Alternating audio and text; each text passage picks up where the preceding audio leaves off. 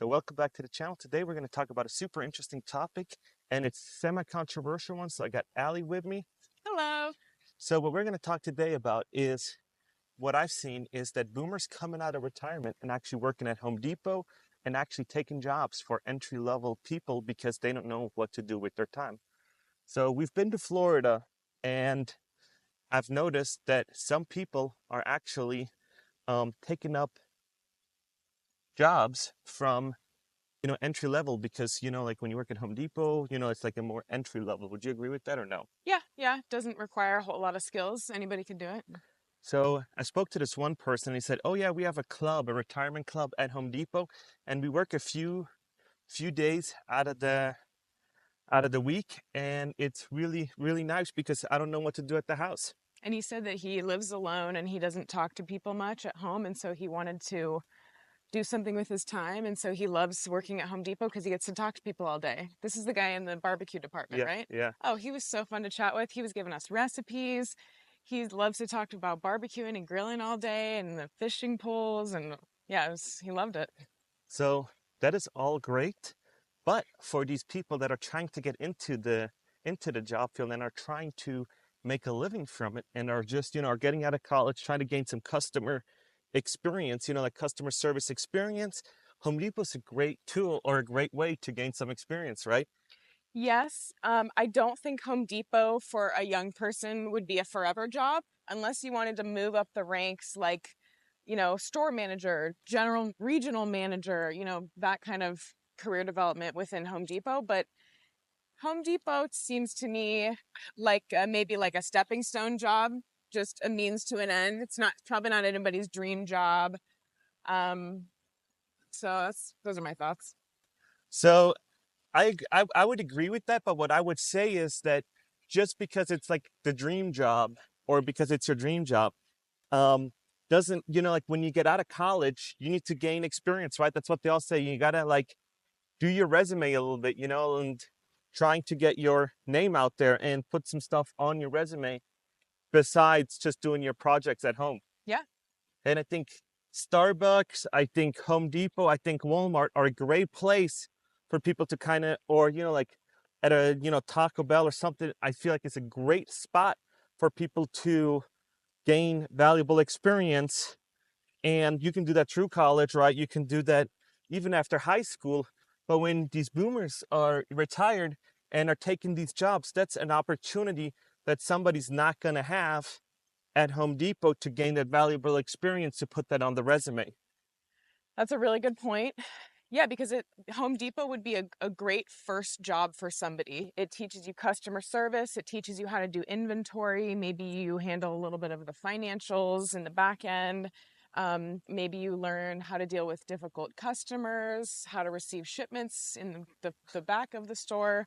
So yeah, I wonder I mean, I've heard a lot of young people are having trouble getting jobs. I've never heard of an older person saying they're having trouble. I mean, like past 65 years old. And that's a valid point, right? And so these people that are trying to get jobs can't, and these people that are retired and have the money and they might not have the money, but they're like, hey, let me just work part-time or something, are taking away benefits from somebody that's trying to move out of the house, move out of their parents' stuff, trying to get established. Yeah. And I feel like nobody's really talking about it because then they're like, hey, you got to do something in retirement. And for every boomer that's not retired is making the field more competitive for people that are just entering the workforce. Yeah, and I want to clarify something that I said before. I have heard of older, more seasoned people having trouble finding jobs because of ageism, but what I meant was these older people, they have so much experience and skills that their resume is, pages long compared to somebody entry level. But let's talk about ageism. Do you think that ageism, like, people discriminating against you because you're close to retirement and they're not sure how many good years you have left, or, maybe you're going to work there for a year and retire and they're going to waste 6 months training you. Do you think that that's a real problem right now? No. Why not? So I don't think that that's a real problem. If you want to do a tech job, I would say I would have a stigma about older generations like being tech savvy and knowing Oh, how to use Google Drive, and like, hey, are you up to trends on AI? saving a Word document as a Say, PDF, yeah, doing all how this. to share your screen on Zoom, all these basic functions that I Yes. feel like a lot of people just didn't bother to learn, or maybe it's, I don't know if it's too difficult. Yeah. Like you and I grew up in the age of technology, so I have compassion for people that did not grow up with the internet or cell phones or smartphones. They're probably feeling like technology is just flying at them, and they're like, oh, what do I do, what do I learn, like what's worth learning, what app is worth having. Like it must be overwhelming. So yeah, because I don't feel that they're like, oh, you have too much experience and you're old. I don't think that that's a valid argument. I think the argument comes more like, I don't want to teach you how to save a PDF on on Google Drive. I think that's more of a, I don't want to have you teach you how to use AI, how to use ChatGPT, or use other AI tools that they're developing, and not necessarily the skills that they bring to the table, because who wouldn't want a skilled employee? Yeah. And that is something that younger employees have over older employees. They're very tech savvy and they're probably a lot more efficient at their jobs, but they're not as experienced. They don't know how to deal with a difficult customer. So there's good and bads to both hiring young and old. And I feel like that's such an open-ended question, because not everybody has the same background. And so if you come from a tech background, you're pretty, you're way ahead, because I do feel like, hey, inventory management system, even at Home Depot now they use these little orange, little iPhones or whatever, or little smart tablets Oh, to check where an item to is in the check where store. items are and Yeah. all that kind of stuff. And if I have to tell you how to like maneuver Android or do something, then I'm like, no, I need somebody to know how that stuff goes. And I feel that's where the ageism, the age bias comes in, because they're not that tech savvy. Not because they're old, it's just that they don't have. They've lost touch with technological Yeah, advancements because they're yeah. happening rapidly. I mean, I get it. I totally get it.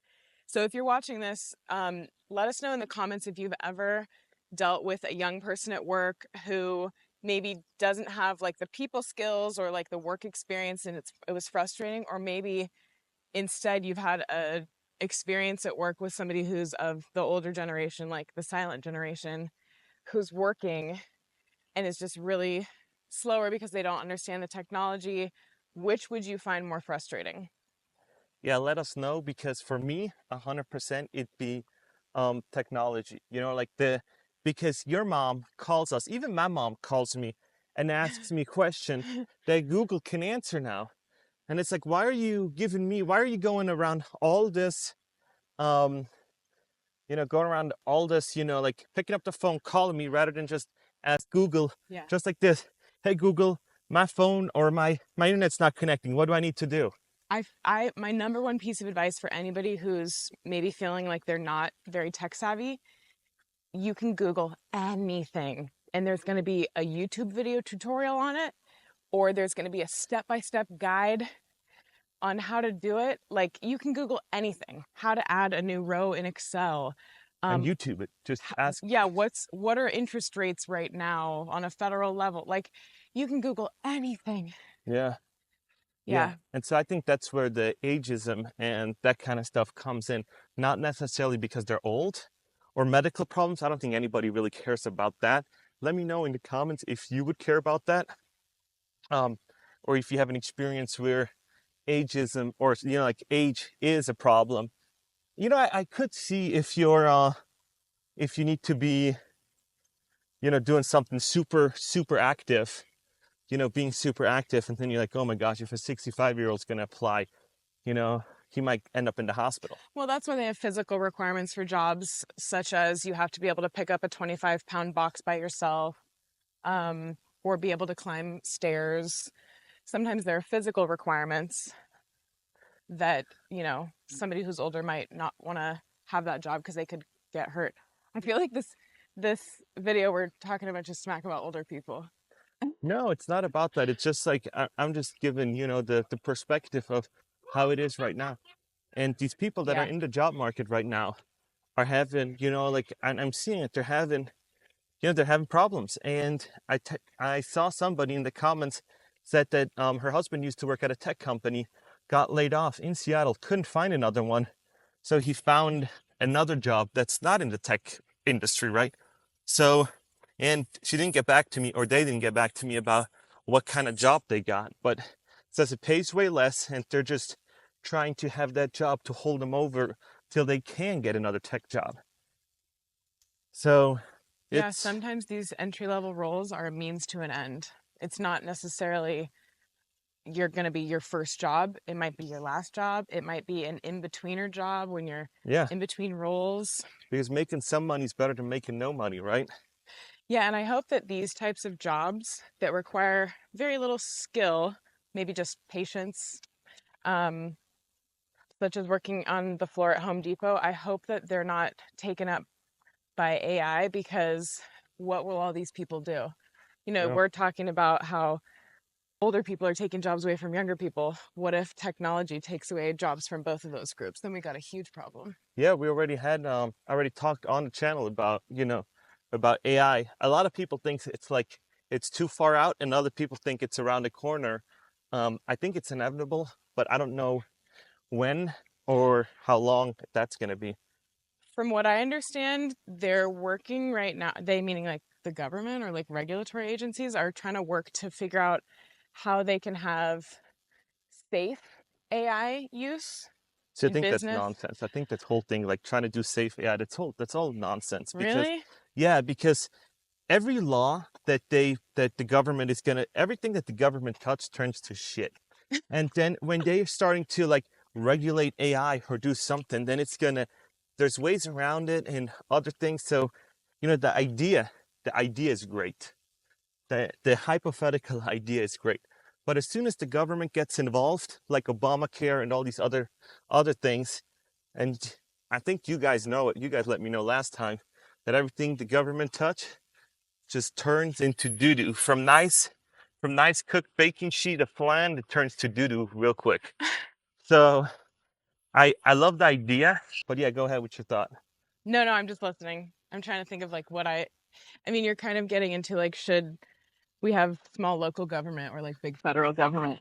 Yeah, That's kind of where we're headed with this conversation. I don't even think that that's where we're headed. I'm just saying that, like if you try to regulate an industry and trying to say, oh, we need safe AI, then you need to define what safe AI is in the first place, right?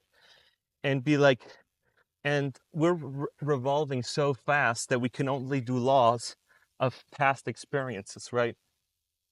Yeah, I mean, we can also extrapolate about what we think will happen in the future, but the reason I'm saying about like local government versus like on a federal level is because you and I have a friend who's a leader in the data science industry and AI, and she just got invited to talk to congressional staffers in Washington, D.C. about responsible AI Yeah, and what that looks like. And the determination that was made in the meetings she was in and the conversations she was a part of is that they're not going to create some big old overarching regulatory agency to regulate the use of AI.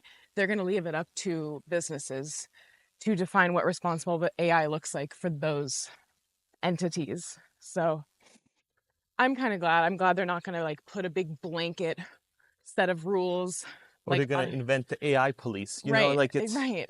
Can you it's imagine? it's like, so those are the things where I'm just like, and that's what I mean by it. It's not like I don't want AI to be regulated, but I don't want it to be like we're gonna have the AI police, because Yeah. everything that gets policed gets taxed. And then you also lose the creativity. The more something is shoved into a box with the doors and Yeah, windows shut, yeah. with rules and regulations and compliance, you lose the freedom and the creativity to think outside the box and come up with elegant solutions to everyday problems. So I hope that's not where we're headed with AI. Because I feel like the race to develop like a full functioning AI that can take over these entry level jobs is going to be huge around the world, right? So I feel like the race to actually get it done is huge. And if you handicap the race, you're going to give other countries the power to develop it first because they don't have those regular, like the AI police. Because when you're going to have, we're already there where baristas are done um, by, robots. We have I saw Flippy. a sushi roll maker that was a robot.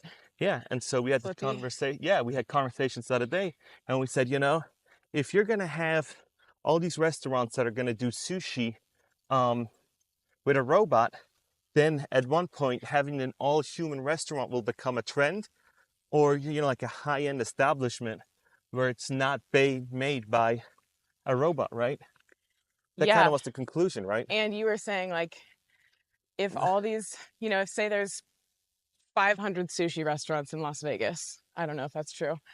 But if all the sushi chefs get replaced by robots, there's suddenly maybe 5,000 sushi chefs in this town that suddenly are out of a job and can't just go get another job because their job's been obsoleted. Yeah. And then what do you do? Then there's probably Then they go to Home Depot. no, because that's going to be obsolete too. So it's like, so you can't just figure, like it's not an easy solution for all these people because we're going to be in a spot where it's going to be really difficult to find, to not replace these low end jobs that are actually really, really needed, right? Yeah. So we're almost done with the walk. What do you conclude about the boomer taking? I would just say if you want to be employed, you need to figure out what skills you have and you need to market yourself in those ways so that you can get a job where your key fits that lock. Your puzzle piece fits into that puzzle and it's a great match. So, yeah, think about what you're good at, what you want. And if Home Depot, that level of job is for you, whether you're young or old, that's totally great. Make sure you're either learning at that job or earning at that job, preferably both. But I think Simon Sinek said, or maybe somebody else said, if it's neither learning or earning, you should leave. Yes, that's it. This was Ali, and I'll see you in the next one.